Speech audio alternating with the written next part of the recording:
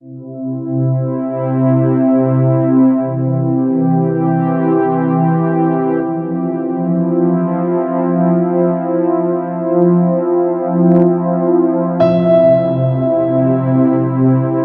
champions, what's up with you? Thank you so much for tuning back into my channel. It is hashtag Vinay Special and I'm your personal auxiliary Vinay Panekar.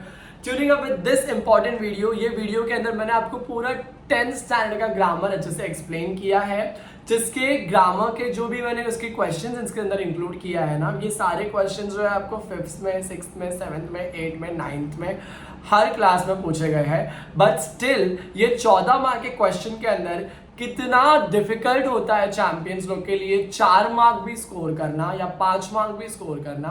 I don't know what is that something that you really find hard. Grammar question solve करने के time पे मेरे को students हमेशा यही बात बोलते हैं कि सर आप पढ़ाते हो, एग्जाम में आता कुछ और है और हम लोग को समझ नहीं आता है. तो यहाँ पर मैंने सबसे बड़ा प्रॉब्लम जो मैंने स्टूडेंट्स का ऐसा ग्रैप कर लिया है मेरे हाथ के अंदर, वो ये है कि उन लोगों को क्वेश्चन समझ नहीं आता है. तो यहाँ पर मैंने जो 14 मार्क का एक्सप्लेनेशन दिया है इस वीडियो के थ्रू, यहाँ पर मैंने हर क्वेश्चन को इतना डिटेली एक्सप्लेन किया है और आपको क्या डेफिनेटली आपको यहाँ पर लिखना है और क्या डिटेलिंग देना है आपको पेपर के अंदर, कहाँ आपको अंडरलाइन करना है, कहाँ आपको पूर्ण विराम, प्रश्न चिन्ह ये सब डालना है, कहाँ आपको किस तरीके से चेंजेस करना है सेंटेंस के अंदर, और बहुत सारे ऐसे ट्रिक्स मैंने इस वीडियो के अंदर समझाया है. हिंदी ग्रामर में 14 मार्क्स आपके अगर हाथ से जाते हैं, मतलब 3% आपका सीधा सीधा चला जाता है. इसका मतलब ये होता है कि आप अपने आप को खड्डे में डाल रहे हैं, जो कि मैं बिल्कुल नहीं चाहता हूँ.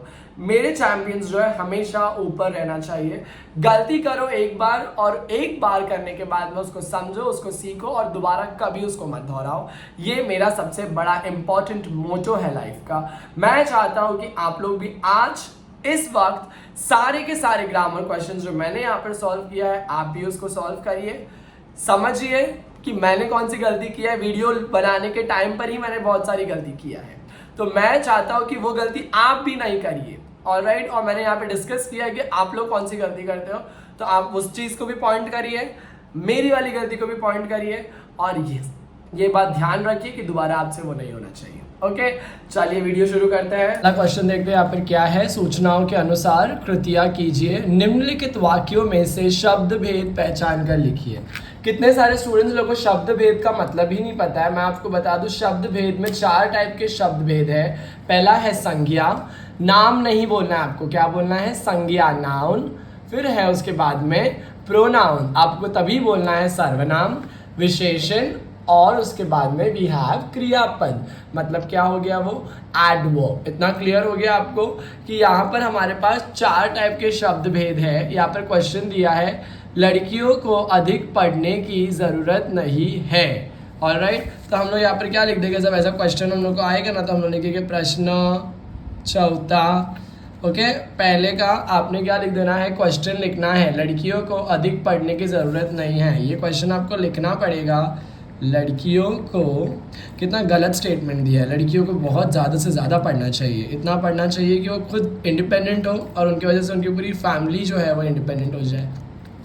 लड़कियों को अधिक पढ़ने की ज़रूरत नहीं है. ये क्वेश्चन है यहाँ पर आपका. आपको यहाँ पर क्या करने का, आपको देखना है कि यहाँ पर लड़कियों को अंडरलाइन कर दिया आपने. लड़कियों आपने लिख दिया यहाँ पर लड़कियों. लड़कियों आपका कौन सा संज्ञा होगा? जातिवाचक संज्ञा. कौन सा संज्ञा होगा? जातिवाचक संज्ञा. जब आपको जातिवाचक संज्ञा नहीं समझ में आएगा तो मैं आपको बताता हूँ. अगर यहाँ पर लड़कियों में से एक कोई लड़की का नाम दिया होता, जैसे रीमा या सीमा, तो आप बोल सकते थे व्यक्तिवाचक संज्ञा.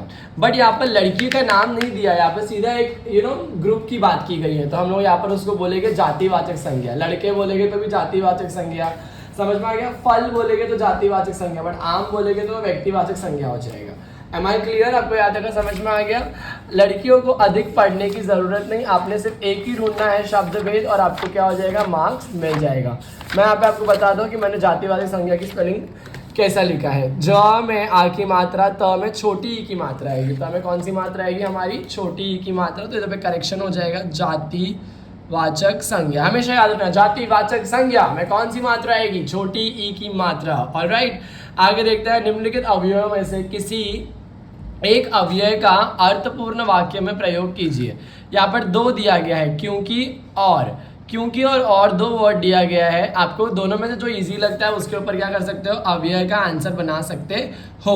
ऑलराइट, नंबर 2 मैं यहाँ पे दोनों का बना के दे रहा हूँ आपके लिए, क्योंकि मैंने लिख दिया। क्वेश्चन लिखने की जरूरत नहीं है मुझे कि अव्यय में से किसी एक अव्यय का अर्थपूर्ण वाक्य में प्रयोग कीजिए, ये करने की मुझे ज़रूरत नहीं है। हम लोग को डायरेक्टली क्या करने का, आंसर लिखना है, क्योंकि क्वेश्चन लिख दिया हमने और क्वेश्चन लिख दिया, हम लोग को डायरेक्टली क्या करना है, उसका आंसर लिखना है। ओके, वो आज विद्यालय नहीं गया क्योंकि उसकी तबीयत खराब थी, क्योंकि उसकी तबीयत खराब थी। ये आपने लिख दिया। आपने यहाँ पे क्या वर्ड यूज किया, क्योंकि, उसको आपको अंडरलाइन करना है। ऑलराइट, अभी दूसरा वर्ड है और मतलब एंड। ऑलराइट, अब इसके ऊपर क्या बनाओगे आप, राम और श्याम। ये देखो एकदम इजी सी स्पेलिंग्स है, राम की स्पेलिंग इजी है, श्याम की स्पेलिंग इजी है, अली का स्पेलिंग इजी है। आप ये सब इजी स्पेलिंग्स को यूज करने का। ओके, राम और श्याम दोनों ही सच्चे मित्र हैं, दोनों ही सच्चे मित्र हैं। ये क्लियर हो गया, आपने लिख दिया ऐसा। डेफिनेटली आपको 2 मार्क्स यहाँ पर मिल गया, 1 मार्क ऊपर वाले क्वेश्चन का, 1 मार्क नीचे वाले क्वेश्चन का। ऑलराइट, अब यहाँ पे तीसरा क्वेश्चन हम लोग देखते हैं क्या है। यहाँ पर तीसरा जो क्वेश्चन है वो है, कृति पूर्ण कीजिए, शब्द सदाचार, संधि विशेष लिखने का आपको और संधि का भेद लिखना है, अथवा संतुष्ट। ये क्वेश्चन दिया है यहाँ पर, आपको संधि विशेष लिखने का है और यहाँ पर क्या लिखने का है, उसका भेद लिखने का है। सदाचार का सद प्लस आचार आएगा यहाँ पर, तो यहाँ पर आएगा सदाचार। हम लोग लिखते हैं इसका आंसर। टेबल वैसे का वैसे ही बनाएंगे जैसे इन्होंने बना के दिया है। शब्द संधि विच्छेद, ये आपको टेबल के ऊपर टॉप पे लिखना है, और भेद पहला दिया है सद आचार, सदाचार लिख दिया आपने। यहाँ पर आप क्या लिखोगे चैंपियंस लोग, अब यहाँ पे लिखोगे सद प्लस आचार, तो सद आचार। ये क्लियर हो गया आपको। यहाँ पर आप क्या लिखोगे, कौन सी संधि आएगी, आ दिया है ना आ, तो यहाँ पर आएगी स्वर संधि। कौन सी संधि आएगी, स्वर संधि। ऑलराइट चैंपियंस, आगे जब हम लोग बढ़ेंगे, सेकेंड क्वेश्चन है संतुष्ट। संतुष्ट, संतुष्ट आपने लिख दिया। यहाँ पे इसका बाइफिकेशन कैसा है, सम प्लस तुष्ट। ऑलराइट, संतुष्ट यहाँ पर ये हो गया। अभी यहाँ पर त में ऊ की मात्रा है। ऑलराइट, त में ऊ की मात्रा है, इसका मतलब ये आपको पता रहना चाहिए कि त व्यंजन होता है, तो यहाँ पर हमारा क्या आएगा, व्यंजन संधि। क्या आएगा, व्यंजन संधि। इतना क्लियर हो गया आपको। हम लोग आगे बढ़ते हैं, आगे बढ़कर देखते हैं क्वेश्चन नंबर 4 में कि निम्नलिखित वाक्यों में से किसी एक वाक्यों की सहायक क्रिया पहचान कर मूल रूप लिखिए। मतलब यहाँ पर क्या दिया गया है, वाक्य दिया है, आपको उसकी सहायक क्रिया को पहचानना है और उसका मूल रूप लिखना है। तो हम लोग ऐसा डब्बा बना देंगे, सहायक क्रिया, सहायक क्रिया। 2 सेंटेंस आपको दिया है अच्छे से, वहाँ पर आपको क्वेश्चन को पढ़ना है और आपको उसका क्या लिखने का है, सहायक क्रिया और मूल रूप। जरा पानी भिजवा देना। ऑलराइट, भिजवा देना यहाँ पर दिया हुआ है पहला वाले सेंटेंस में, किसी एक वाक्य का बोला है, वह घर जा चुका। ओके, तो यहाँ पर ये दोनों भी जो है ना क्वेश्चन जो है ना बहुत ही हार्ड है, बहुत हार्ड है, कोई नॉर्मल स्टूडेंट कर ही नहीं पाएगा। जैसे कि अगर मैं आपको बता दूं, मैंने खुद सोचने के लिए 1 मिनट लगाया इसको। वह घर जा चुका, तो जा का जाना, जा का क्या हो जाएगा, गया आ जाएगा यहाँ पर। ऑलराइट, देन यहाँ पे भिजवा देना, तो भिजवा देना का मूल रूप देना का क्या आएगा, आपको पता है ना, दिया का देना हो जाएगा। ऑलराइट, आपको यहाँ पर ये जो 2 क्वेश्चंस दिए हुए हैं, ये दोनों क्वेश्चन को आपको आपके हिंदी ग्रामर बुक में लिख देना है, या आप जहाँ पर भी आपके स्कूल का हिंदी का नोट्स लिखते हो वहाँ पे लिखना है, क्योंकि ये बहुत ही डिफिकल्ट क्वेश्चन है। जरा पानी भिजवा देना, तो सहायक क्रिया यहाँ पे क्या आएगा, दिया, दिया का मूल रूप आएगा देना। इतना क्लियर हुआ। नेक्स्ट, चुका, चुका यहाँ पर जा का गया नहीं आएगा, यहाँ पे आपको चुका का चुकना लिखना है। ऑलराइट, चुका चुकना। M I clear? ये 1 हो गया, ये आपका 2 हो गया। अब जैसे कि उन्होंने बोला है कि डब्बा बनाना है आपको, तो मेक श्योर करना कि आप प्रेजेंटेशन जो है बहुत अच्छे तरीके से बना के दे रहे हो सामने वालों को, कि उन लोग इम्प्रेस हो जाना चाहिए. तो make sure that you make a nice lovely box and your presentation should be outstanding. Alright, तो यहाँ पर मैंने ऐसा बॉक्स बना दिया जिससे सामने वाला खुश और मुझे मार्क्स मिलेंगे पूरे एकदम मस्त भर भर के. ऑलराइट,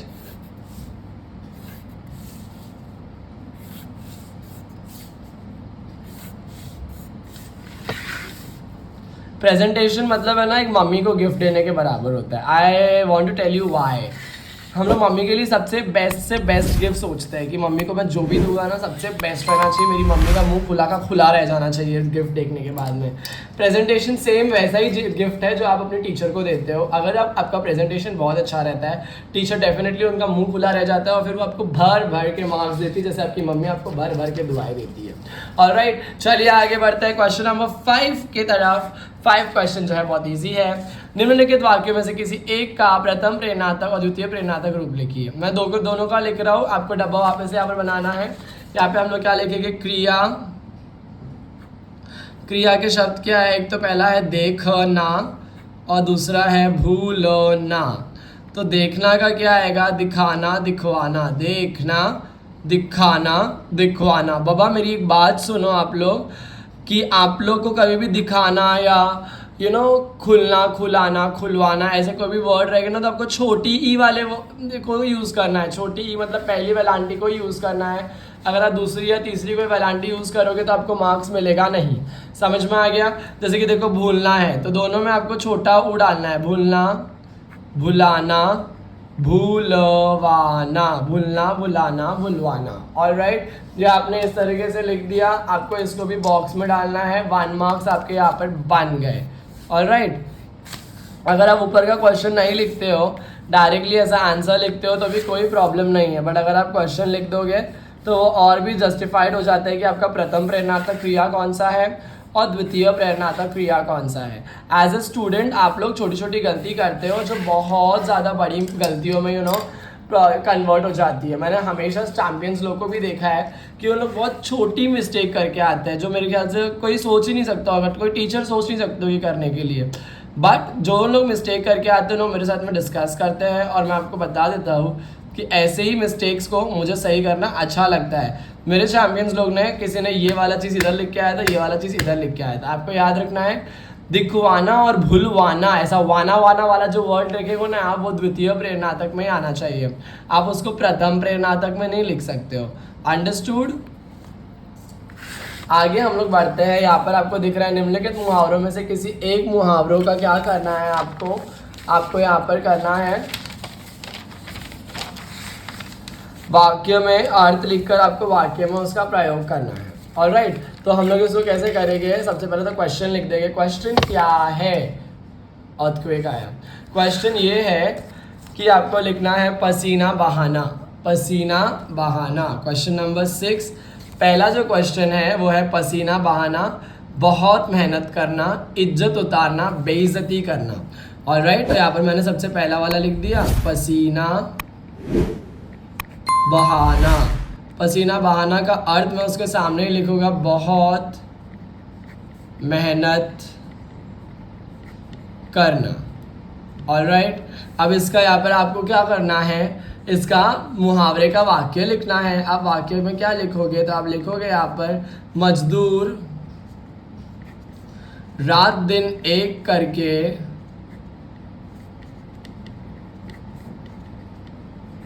अपना पसीना बहाकर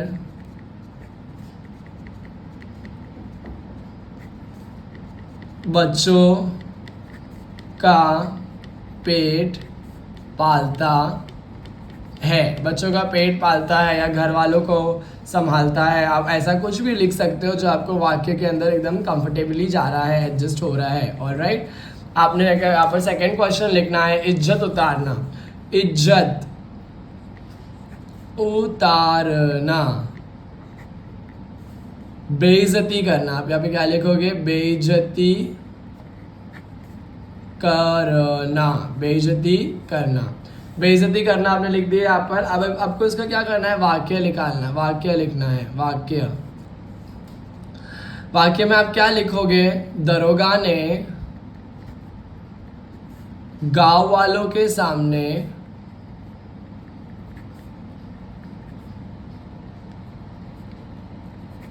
एक भले किसान की इज्जत उतारी। एक भले किसान की इज्जत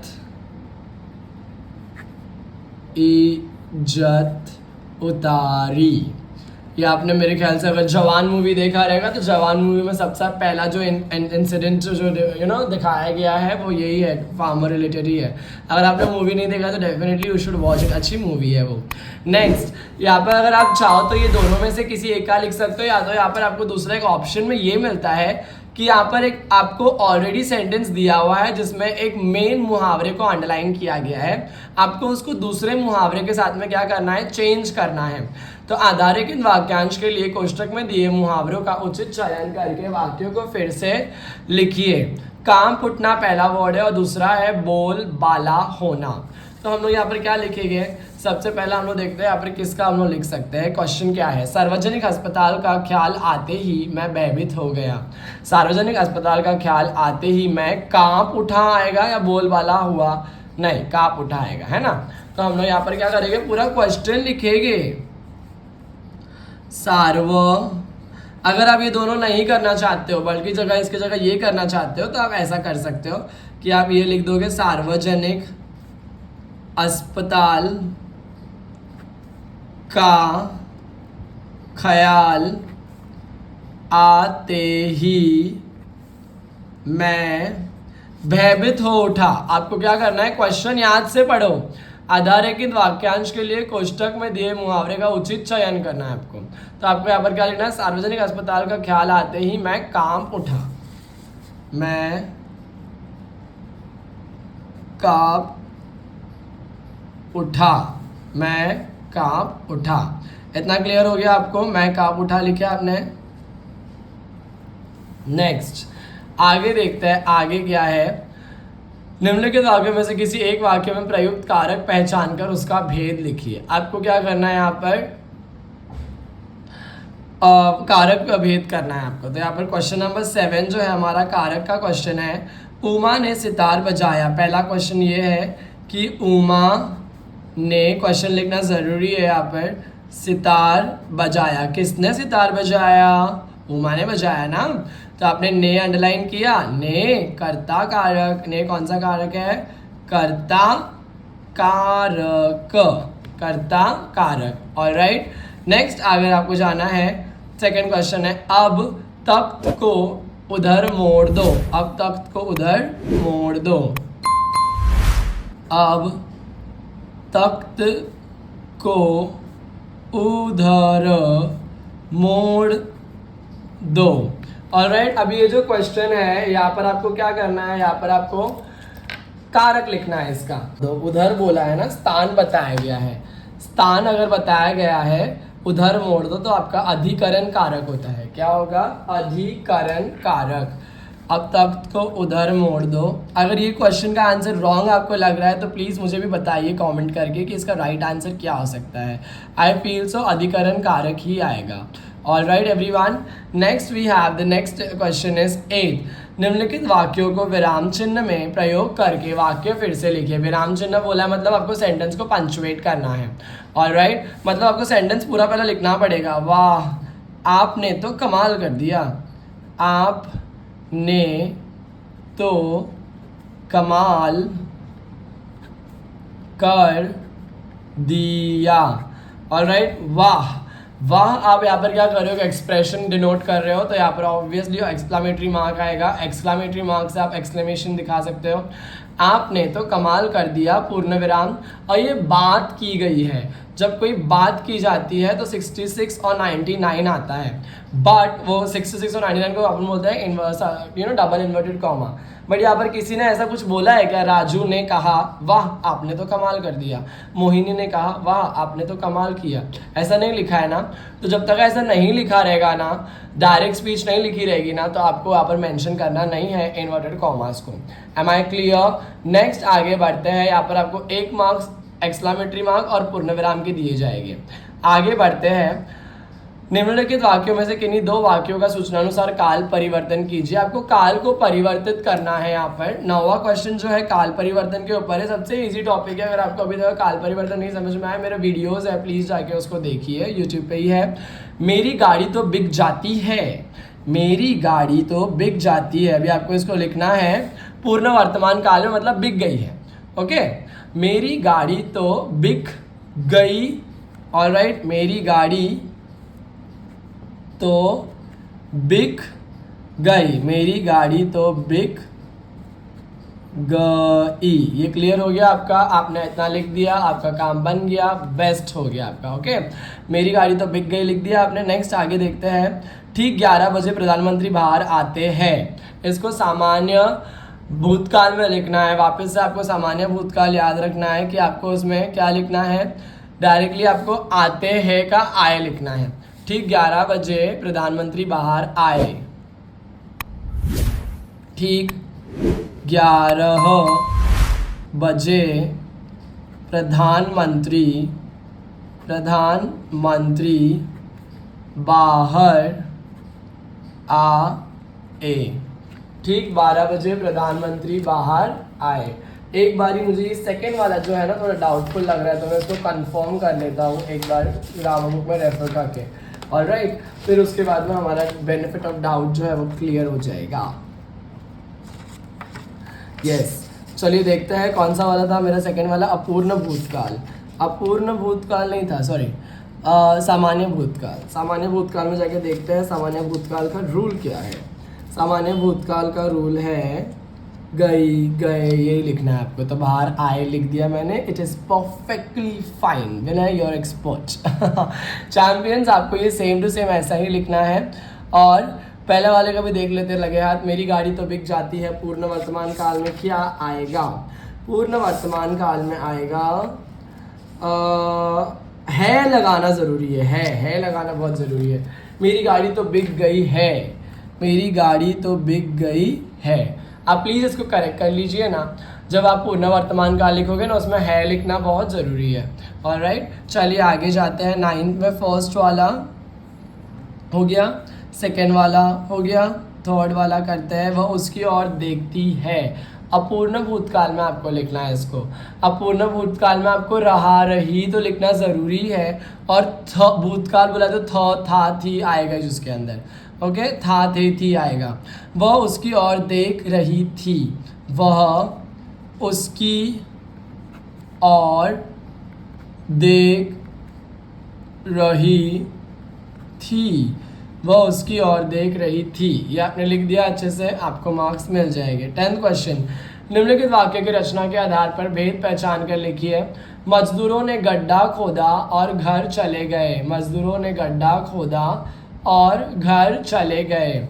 ये क्वेश्चन आपको लिखने की ज़रूरत है, बहुत ज़रूरत है, क्योंकि बिना क्वेश्चन के आप वाक्य का भेद नहीं बता सकते हो। मजदूरों ने गड्ढा खोदा और वह घर चले गए। ओके, ये कौन सा वाक्य है? 2 अलग अलग वाक्य है। मजदूरों ने गड्ढा खोदा, वह घर चले गए। तो यहाँ पे आएगा आपका संयुक्त वाक्य। कौन सा वाक्य है ये? संयुक्त वाक्य। ऑलराइट, चलिए आगे देखते हैं। नंबर 2 में क्या आएगा? निम्नलिखित वाक्यों में से किसी एक वाक्य का कोष्टक में से दी गई सूचनानुसार परिवर्तन कीजिए।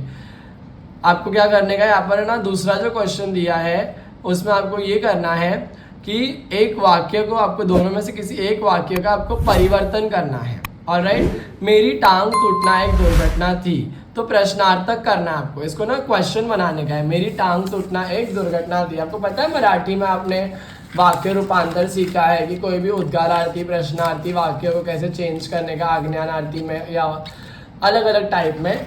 तो हम लोग यहाँ पर वही चीज़ देखने वाले हैं। यहाँ पर क्वेश्चन में आपको दिया हुआ है, क्या दिया हुआ है देखते हैं। चलो, मजदूर ने गड्ढा, सॉरी, मेरी टांग टूटना एक दुर्घटना थी, इसको प्रश्नार्थक करना है। मेरी टांग टूटना एक दुर्घटना थी को प्रश्नार्थक कैसे करोगे आप, क्वेश्चन बनाना है। तो क्वेश्चन कैसे बनाओगे, क्या मेरी टांग टूटना एक दुर्घटना थी, मतलब आपका जवाब हाँ या ना में ही होना चाहिए। जब भी प्रश्नार्थक आप क्वेश्चन बनाओगे ना, आपको ये बात ध्यान रखना है कि आपको क्वेश्चन ऐसा बनाना है कि उसका जो जवाब मिलेगा ना आपको, वो आपको हाँ या ना में ही आंसर आना चाहिए। क्या मेरी टांग टूटना एक दुर्घटना थी, क्या मेरी टांग टूटना एक दुर्घटना थी। आपको लिखना है क्या मेरी टांग टूटना एक दुर्घटना थी। आई होप आपको एकदम क्लियरली समझ में आ गया है। ये प्रश्नार्थक बोला है बाबा, मेरे चैंपियंस लोग। आप लोग हमेशा भूल जाते हो कि आपको लास्ट में क्वेश्चन मार्क डालना है। क्वेश्चन मार्क नहीं डालोगे 1 मार्क गए, रास्ते में आपके 1 मार्क चले जाएंगे, फिर दुर्घटना आपके साथ में हो जाएगी। This is not fine that you are not putting a question mark even if they have asked you to write down प्रश्नार्थक वाक्य। You should put it, definitely you have to put it, otherwise you will end up losing your 1 mark. पर्यटन का अपना ही आनंद है, विस्मयादि बोधक करिए। पर्यटन का अपना ही आनंद है, इसको आपको क्या करना है, एक्सक्लेमेशन के साथ, एक्सप्रेशन के साथ क्या करने का आपको डिनोट करना है। ऑलराइट, तो आप इसको किस तरीके से डिनोट करोगे, आप क्या लिखोगे, वाह पर्यटन का अपना ही आनंद है। वाह लिखोगे, क्या लिखोगे आप, वाह पर्यटन का अपना ही आनंद है। वाह पर्यटन का अपना ही आनंद है। ऑलराइट, ये आपने क्या कर दिया, इसको कन्वर्ट कर लिया ना। कौन से वाले टाइम में कन्वर्ट किया, चलो बताओ जल्दी से। यस, आपने इसको कन्वर्ट किया विस्मयादि बोधक वाक्य में। इस तरीके से आपको करना है। चलिए देखते हैं 11वां और आखिरी क्वेश्चन क्या बोलता है हमें, फिर इसके बाद में क्वेश्चन खत्म हो जाते हैं। ओके, पर्यटन का निम्नलिखित वाक्यों में से किन्हीं 2 वाक्यों को शुद्ध करके लिखिए। 2 वाक्यों को आपको क्या करना है, शुद्ध करके लिखना है। ओके, अब यहाँ पर 2 ही वाक्य तो दिए हुए, उसमें से तो किसको शुद्ध करने का, सबको शुद्ध करेंगे। फर्स्ट वाला जो है, हमने क्रिकेट की मैच देखी। हमने क्रिकेट की मैच देखी, यहाँ पे क्या करेक्शन आएगा, हमने क्रिकेट का मैच देखा। ऑलराइट, हमने क्रिकेट का मैच देखा। हमने क्रिकेट का मैच देखा। जब अगर कोई लड़की बोल रही तो बोल सकती है मैंने क्रिकेट का मैच देखी। ऑलराइट, बट यहाँ पर हमने बोला है तो हमने क्रिकेट का मैच देखा आएगा। मैं ड्राइवर से बुला लाए, मैं ड्राइवर को बुला लाया आएगा। मैं ड्राइवर से बुला लाया, ऐसा कोई बन सकता है क्या वाक्य। आपने कभी बुलाया है क्या, मम्मी मैंने ना ओबर है ना बुक कर दिया है, मैंने ड्राइवर से बुला लाया, ऐसा बोलोगे आप, नो ना। मैं ड्राइवर को बुला सही दिया है यहाँ पर, लाया। मैं ड्राइवर को बुला लाया, ये आपने लिख दिया, मैं ड्राइवर को बुला लाया। आपको यहाँ पर मार्क्स मिल जाएंगे। इजी था, सिंपल था यार। आपको कुछ भी इस पूरे 12 मार्क के वाक्य में कुछ हार्ड लगा क्या, नो नथिंग, राइट। तो आपको यहाँ पर इजीली कितने मार्क्स मिल जाते हैं, 1 2 3 4, देन आगे देखते हैं 5 6 7 8 9 10 11 12 13 14, 12 नहीं 14 मार्क्स का ग्रामर है। 14 मार्क्स आपको इजीली मिल जाएगा। आप मेक श्योर करिए कि आप अपना दिमाग बहुत शांत रखते हो इसको सॉल्व करने के टाइम पर। क्वेश्चन को बहुत अच्छे से पढ़ना। मैं आज खुद इतना बड़ा होने के बाद में भी ना, मैं खुद इतनी मिस्टेक्स करता हूँ क्वेश्चन पढ़ने के टाइम में। जब मैं मेरे एग्जाम का पढ़ता हूँ, क्वेश्चन कुछ और रहता है, मैं पढ़ कुछ और लेता हूँ, मेरा आंसर कुछ और आता है, जबकि मुझे पता रहता है कि इसका राइट आंसर यही है, बट मेरा जो ऑप्शन है मैं गलत क्लिक कर देता हूँ। एंड उसकी वजह से मुझे लगता है कि यार ये तो मुझे पता था, मैंने इतनी बड़ी गलती कैसे कर दिया। तो इसका मतलब आपको एक बात ध्यान रखना है कि आप जो क्वेश्चन पढ़ते हो ना, उसको इतना दिमाग से पढ़ो कि आपको कोई चाह के भी ना हरा नहीं सकता है उस चीज़ के अंदर जिसमें आपने अपना बेस्ट दिया है। ऑलराइट चैंपियंस, मेक श्योर करना कि आप अपना बेस्ट दे रहे हो। Until we meet for the very next time, all the best, keep rocking. I hope आपने मेरी वीडियो को बहुत अच्छे से समझा रहेगा। मैं आपको बता दूं कि ग्रामर क्वेश्चन के साथ साथ ही मैंने इसके अंदर राइटिंग स्किल के क्वेश्चंस भी किया है, उसका वीडियो आपको ये प्लेलिस्ट में दिखाई देगा। आप मेक श्योर करना कि आप ये प्लेलिस्ट को क्लिक करते हो और ग्रामर के साथ साथ में आप राइटिंग स्किल्स का भी प्रैक्टिस कर रहे हो हिंदी में, क्योंकि 25 मार्क्स से 28 मार्क का आपका क्या आने वाला है, राइटिंग स्किल आने वाला है हिंदी का। एंड मैं नहीं चाहता हूँ कि आपके 6 या 7% के रास्ते लगे। मैं चाहता हूँ कि आप मेरे चैंपियन हो तो आप हर चीज़ में आगे रहना चाहिए। तो ये प्लेलिस्ट को क्लिक कर लेना और इधर पे जो प्लेलिस्ट आएगा वो आपको हिंदी का नॉर्मल प्लेलिस्ट दिखाई देगा, उसको भी क्लिक करके आप नॉर्मली ग्रामर लेसन ले सकते हो। Until we meet for the very next time, all the best.